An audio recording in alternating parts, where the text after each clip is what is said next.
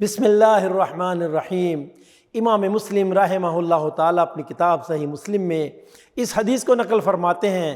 وہ بیان کرتے ہیں کہ غزوہ بدر میں اللہ کے رسول صلی اللہ علیہ وسلم نے اپنے صحابہ کرام سے فرمایا کہ اس جنت کی طرف اٹھو جس کی چوڑائی آسمان و زمین کے برابر ہے۔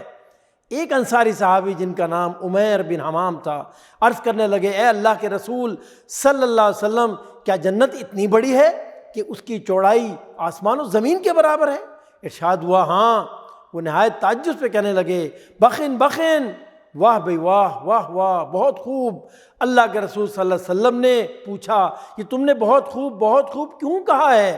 عرض کیا، اے اللہ کے رسول صلی اللہ علیہ وسلم، اللہ کی قسم اور تو کوئی بات نہیں، میں تو اللہ سے امید کر رہا تھا کہ اللہ مجھے بھی اہل جنت میں سے کر دے۔ ارشاد ہوا، ساتھی تم بھی جنت والوں میں سے ہو۔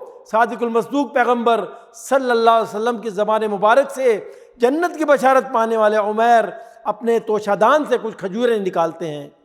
انہوں نے اپنے منہ میں کھجور رکھی، اس کو چبایا، اس سے طاقت حاصل کی، پھر دوسری اور تیسری کھجور منہ میں ڈالی، پھر کہنے لگے، اگر میں اتنی دیر تک زندہ رہا کہ اپنی کھجوریں کھا لوں تو دنیا میں بہت لمبی زندگی ہو جائے گی۔ اللہ اکبر۔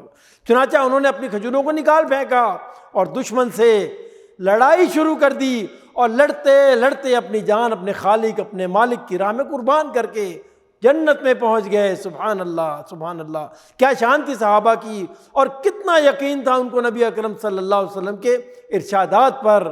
اللہ اکبر وللہ الحمد، وصلی اللہ علی نبینا محمد وعلی آلہ وصحبہ اجمعین۔ صلو